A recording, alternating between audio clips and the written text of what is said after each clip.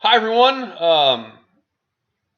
EUH 1001 here at SCF, and of course I'm Phil Travis. Been making these announcements for you each week. I wanted to make this announcement just to remind everybody that we have a test this week. Please use the study guide. Also, I hope everybody's watching the recorded presentations that I put up there.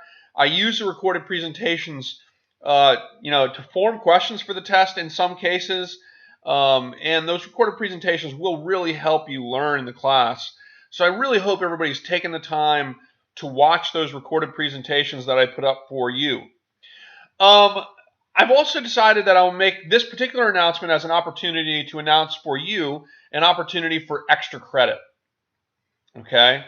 You guys might want a little extra credit when this is all said and done, and so here's your opportunity. The way this extra credit will work is each week from here to the end of class, okay, I will, in my opening week announcements, which I have opening week announcements, but I'm going to start doing this now for the future. In my opening week announcement, I will put a factoid in for you. A little factoid about the topic for our week, okay?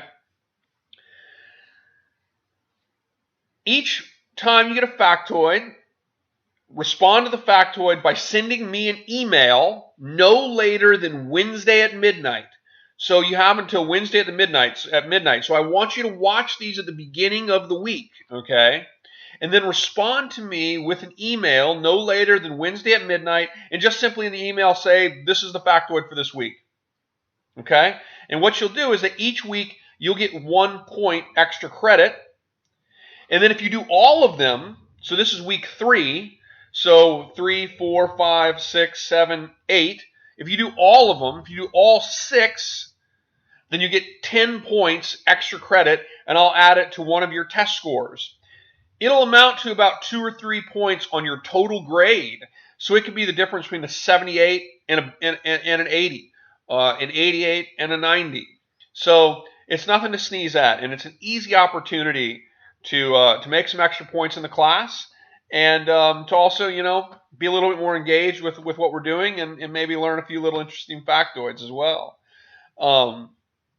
So reminder, again, this week we have our first test.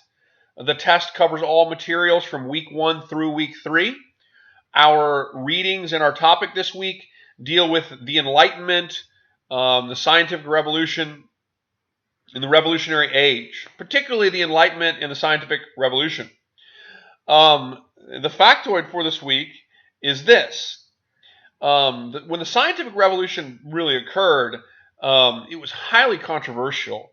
Publishing scientific works about the cosmos, for example, were tremendously controversial, and the Catholic Church, went to great lengths to repress the publication of information about the solar system, the cosmos.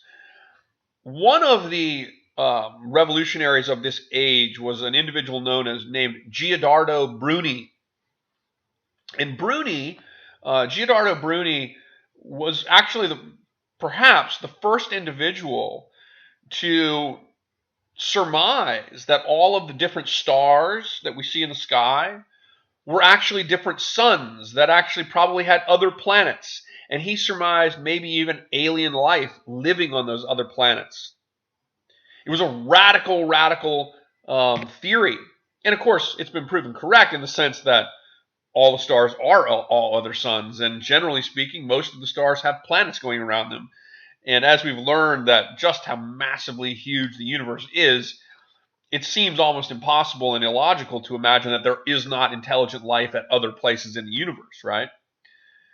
But at that time, when Giordano Bruni, during the early scientific revolution, he's a contemporary ultimately of Galileo and people like this, the Catholic Church actually executed Giordano Bruni. They brought numerous charges on him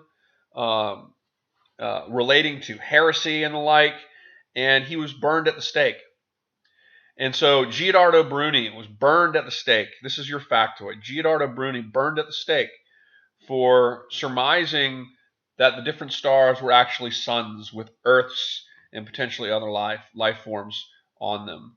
He was burned at the stake, and that really speaks to how the Catholic Church saw the scientific revolution as a challenge to its authority, and sought to repress these new ideas of knowledge, and to prevent the scientific ideas from, in its view, undermining its own power as the religious authority in the world and in Europe particularly.